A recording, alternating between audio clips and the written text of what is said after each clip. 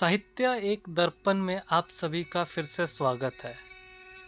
पिछले वीडियो में हमने श्री राम पर आधारित एक राम बाल कथा आरंभ किया था, जिसमें हमने पहला चैप्टर पढ़ा अवधपुरी में राम, जिसमें दशरथ जो हैं पुत्र की प्राप्ति हेतु यज्ञ करते हैं, जिससे उन्हें 4 संतान का सुख प्राप्त होता है, जिसमें राम, भरत, लक्ष्मण और शत्रुघ्न हैं। जैसे जैसे राम बड़े होते हैं वैसे ही राम के प्रति दशरथ जी का जो स्नेह है, प्रेम है, वह बढ़ता ही जाता है। एक दिन महर्षि विश्वामित्र जो हैं अयोध्या आते हैं और दशरथ जी से उनके राम को मांगते हैं कि उन्हें वो जब भी यज्ञ करते हैं तो कुछ राक्षस जो है यज्ञ में विघ्न डालते हैं, जिससे यज्ञ पूरा नहीं हो पाता। इसलिए वो राम को ले जाना चाहते हैं ताकि वह राम जो है उन राक्षसों का अंत कर सके और ऋषि मुनि शांतिपूर्वक यज्ञ को पूरा कर सके। यह हमने देखा था, किंतु दशरथ जी पुत्र मोह में पड़े होते हैं, जिसके कारण वो मानते हैं कि राम जो है अभी बालक है। वह महर्षि विश्वामित्र से प्रार्थना करते हैं कि वे राम को न ले जाए, मैं उनके साथ चलता हूँ और राक्षसों से युद्ध करता हूँ। किंतु विश्वामित्र नहीं मानते हैं और श्राप देने की बात करते हैं। तो उन्हें अपने कुल का याद आता है कि हमारे कुल में जिसने वचन दिया है तो प्राण देकर भी वचन को पूरा करना है, जिस कारण वे बेमन से राम को विश्वामित्र जी के साथ जंगल की ओर भेज देते हैं, जहाँ से अवधपुरी में राम का चैप्टर समाप्त होता है और अगला चैप्टर है जंगल और जनकपुर। चलिए इसको आरंभ करते हैं। पहले इसे जूम कर ले थोड़ा। राजमहल से निकलकर महर्षि विश्वामित्र सरयू नदी की ओर बढ़े। दोनों राजकुमार साथ थे। उन्हें नदी पार करनी थी आश्रम पहुंचने के लिए। विश्वामित्र ने अयोध्या के निकट नदी पार नहीं की। दूर तक सरयू के किनारे किनारे चलते रहे। दक्षिणी तट पर, उसी तट पर जिस पर अयोध्या नगरी थी, वे चलते रहे। नदी के घुमाव के साथ साथ राजमहल पीछे छूट गया। उसकी आखिरी बस्ती भी निकल गई। चलते चलते एक तीखा मोड़ आया तो सब कुछ दृष्टि से ओझल हो गया। राम और लक्ष्मण ने एक बार भी मुड़कर नहीं देखा। उनकी नज़र सामने थी, महर्षि विश्वामित्र के सधे कदमों की ओर। सूरज की चमक धीमी पड़ने लगी। शाम होने को आई। राजकुमारों के चेहरों पर थकान का कोई चिन्ह नहीं था। वे दिन भर पैदल चले थे और चलने को तैयार थे। महर्षि अचानक रुके। उन्होंने आसमान की ओर दृष्टि डाली। चिड़ियों के झुंड अपने बसेरे की ओर लौट रहे थे। आसमान मटमैला लाल हो गया था।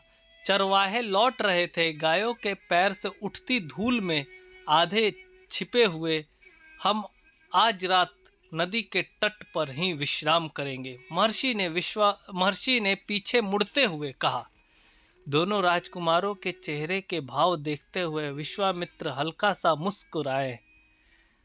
राम के निकट आते हुए उन्होंने कहा, मैं तुम दोनों को कुछ विद्याएं सिखाना चाहता हूँ। इन्हें सीखने के बाद कोई तुम पर प्रहार नहीं कर सकेगा, उस समय भी नहीं जब तुम नींद में रहो। राम और लक्ष्मण नदी में मुंह हाथ धोकर लौटे। महर्षि के निकट आकर बैठे। विश्वामित्र ने दोनों भाइयों को बला अतिबला नाम की विद्याएं सिखाई। रात में वे लोग वहीं सोए, तिनकों और पत्तों का बिस्तर बनाकर। नींद आने तक महर्षि उनसे बात करते रहे। सुबह हुई। यात्रा फिर शुरू हुई। मार्ग वही था, सरयू नदी के किनारे किनारे। यहाँ पर लेखक ने एक चित्र बनाया है जिसमें एक युवक धनुष बाण लिए खड़ा है। यह चित्र ताड़का का है जिसमें राम जो है ताड़का को मारते हुए नजर आ रहे हैं। चलते चलते वे एक ऐसी जगह पहुंचे जहां दो नदियां आपस में मिलती थी। उस संगम की दूसरी नदी गंगा थी। महर्षि अब भी आगे चल रहे थे, लेकिन एक अंतर आ गया था। राम लक्ष्मण अब दूरी बनाकर नहीं चलते थे, महर्षि के ठीक पीछे थे ताकि उनकी बातें ध्यान से सुन सके। रास्ते में पड़ने वाले आश्रमों के बारे में, वहाँ के लोगों के बारे में, वृक्षों वनस्पतियों के संबंध में, स्थानीय इतिहास उसमें शामिल होता था। आगे की यात्रा कठिन थी, जंगलों से होकर उससे पहले उन्हें नदी पार करनी थी। रात में ऐसा करना महर्षि विश्वामित्र को उचित नहीं लगा। तीनों लोग वहीं रुक गए, संगम पर बने एक आश्रम में। अगली सुबह उन्होंने नाव से गंगा पार की। नदी पार जंगल था, घना दुर्गम। सूरज की किरणें नदी धरती तक नहीं पहुंचती थी, इतना घना। वह डरावना भी था। हर ओर से झिंगुरों की आवाज, जानवरों की दहाड़, कर्कश ध्वनियां। राम और लक्ष्मण को आश्वस्त करते हुए महर्षि ने कहा, ये जानवर और वनस्पतियां जंगल की शोभा है, इनसे कोई डर नहीं। असली खतरा राक्षसी ताड़का से है, वह यहीं रहती है। तुम्हें वह खतरा हमेशा के लिए मिटा देना है। ताड़का के डर से कोई उस वन में नहीं आता था। जो भी आता ताड़का उसे मार डालती, अचानक आक्रमण कर देती। उसका डर इतना था कि उस सुंदर वन का नाम ताड़का वन पड़ गया था। राम ने महर्षि की आज्ञा मान ली, धनुष पर प्रत्यंचा चढ़ाई और उसे एक बार खींचकर छोड़ा। इतना ताड़का को क्रोधित करने के लिए बहुत था। टंकार सुनते ही क्रोध में बिलबिलाई ताड़का गरजती हुई राम की ओर दौड़ी। दो बालकों को देखकर उसका क्रोध और भड़क उठा। जंगल में जैसे तूफान आ गया। विशालकाय पेड़ कांप उठे, पत्ते टूटकर इधर उधर उड़ने लगे। धूल का घना बादल छा गया, उसमें कुछ दिखाई नहीं पड़ता था। फिर ताड़का ने पत्थर बरसाने शुरू कर दिए। राम ने उस पर बाण चलाए, लक्ष्मण ने भी निशाना साधा। ताड़का बाणों से घिर गई। राम का एक बाण उसके हृदय में लगा, वह गिर पड़ी, फिर नहीं उठ पाई। विश्वामित्र बहुत प्रसन्न हुए। उन्होंने राम को गले लगा लिया। उन्होंने दोनों राजकुमारों को 100 तरह के नए अस्त्र शस्त्र दिए, उनका प्रयोग करने की विधि बताई, उनका महत्व समझाया। महर्षि का आश्रम वहां से अधिक दूर नहीं था, लेकिन तब तक रात हो चली थी। विश्वामित्र ने वह दूरी अगले दिन तय करने का निर्णय लिया। ताड़का मर चुकी थी, उसका भय नहीं था। तीनों ने रात वहीं बिताई, ताड़का वन में, जो अब पूरी तरह भय मुक्त था। सुबह जंगल बदला हुआ था। अब वह ताड़का वन नहीं, क्योंकि ताड़का नहीं थी। भयानक आवाजें गायब हो चुकी थी। पत्तों से गुजरती हवा थी, उसकी सरसराहट का संगीत था। चिड़ियों की चहचहाहट थी, शांति थी। तस्वीर बदल गई थी। सिद्धाश्रम का अंतिम पड़ाव था महर्षि का आश्रम। रास्ता छोटा भी था, मनोहारी भी। प्राकृतिक सौंदर्य का आनंद लेते तीनों लोग जल्दी ही आश्रम पहुंच गए। आश्रम वासियों ने उनकी आगवानी की, अभिनंदन किया। उनकी प्रसन्नता दुगनी हो गई। महर्षि विश्वामित्र के आश्रम लौटने की खुशी, राम लक्ष्मण के आगमन का सुख। विश्वामित्र यज्ञ की तैयारियों में लग गए, अनुष्ठान प्रारंभ किया। आश्रम की रक्षा की जिम्मेदारी राम लक्ष्मण को सौंपकर महर्षि आश्वस्त थे।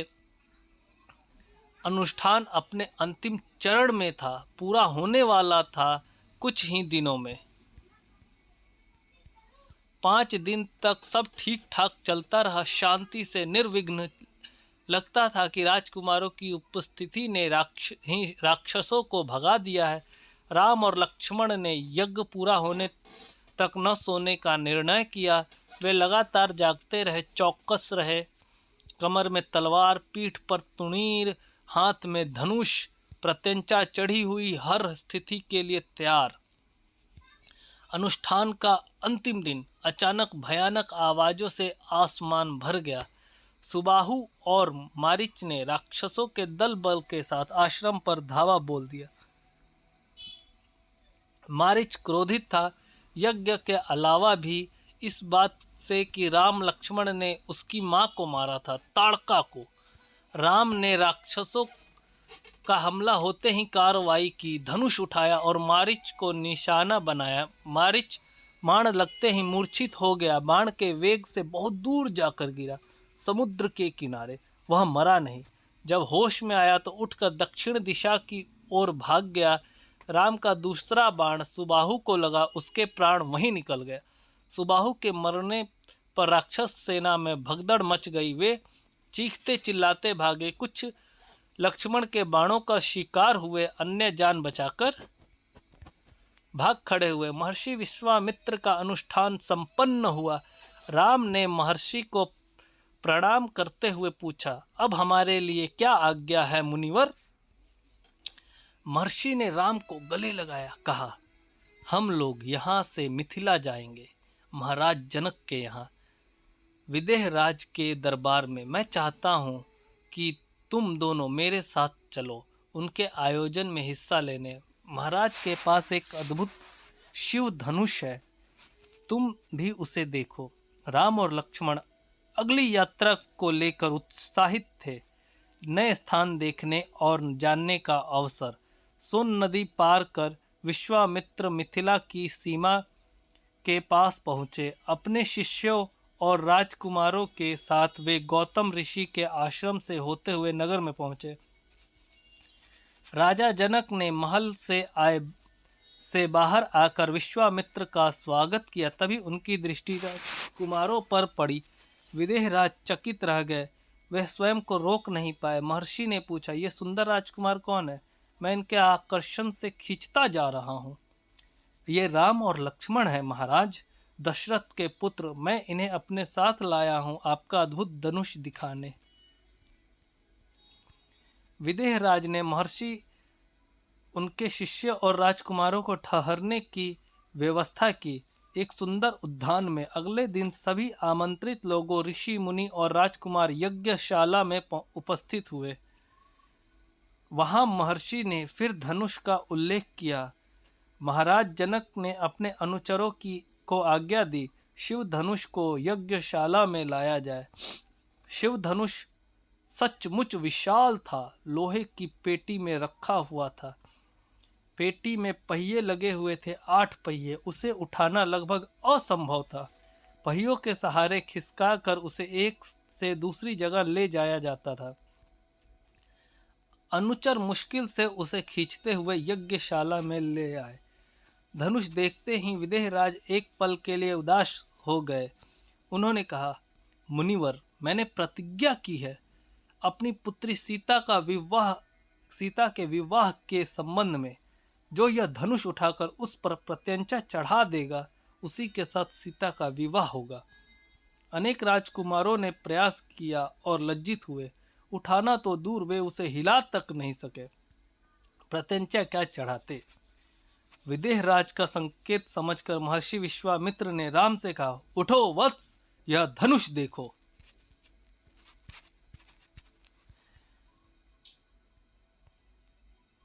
लेखक ने यहाँ पर एक और चित्र दिखाया है जिसमें राम और सीता का चित्र बनाया गया है। चलिए आगे पढ़ते हैं।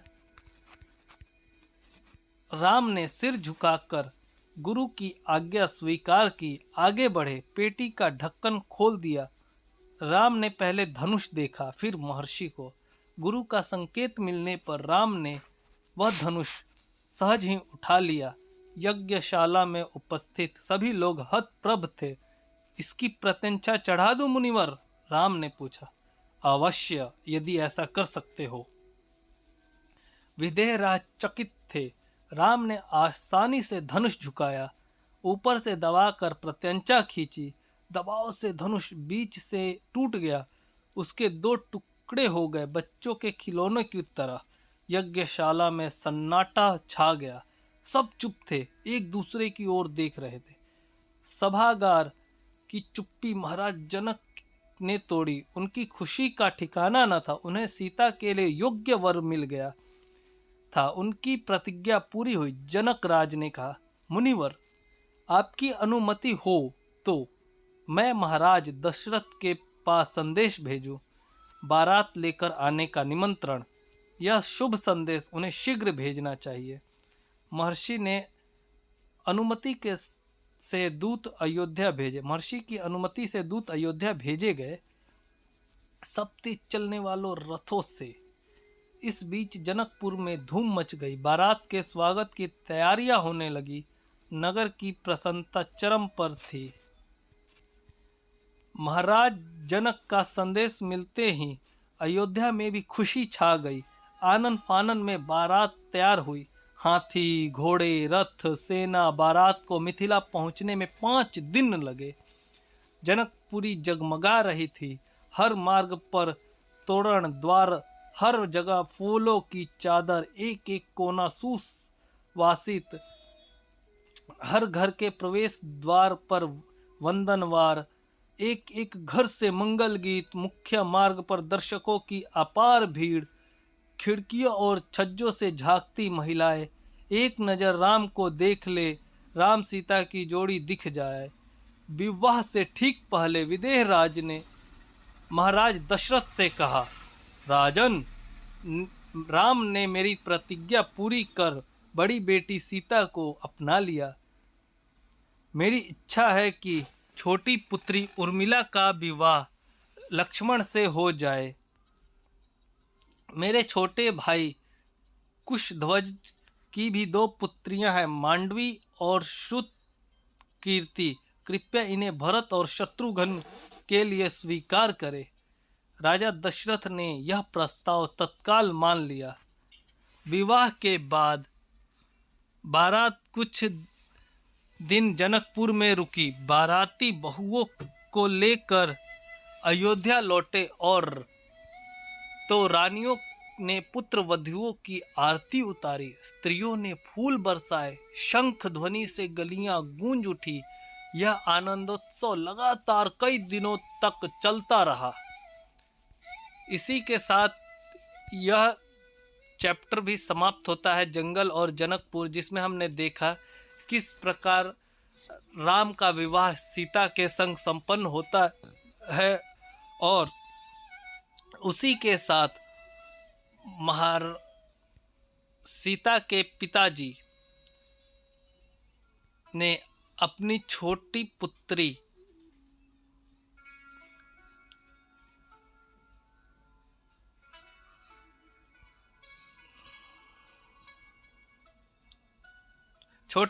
का विवाह लक्ष्मण के साथ तय करना निश्चित करते हैं, जिसका नाम उर्मिला है। और अपने छोटे भाई कुशध्वज की 2 पुत्रियां मांडवी और श्रुतकीर्ति का विवाह भरत और शत्रुघ्न से करने का निश्चय करके महाराज दशरथ के पास जाते हैं। महाराज दशरथ इस विवाह को मान लेते हैं और वे अपनी 4 पुत्रियों का विवाह दशरथ जी के 4 पुत्र से संपन्न करा देते हैं। अगर आपको यह चैप्टर अच्छा लगा हो तो लाइक, शेयर एंड सब्सक्राइब जरूर करें। Thanks for listening.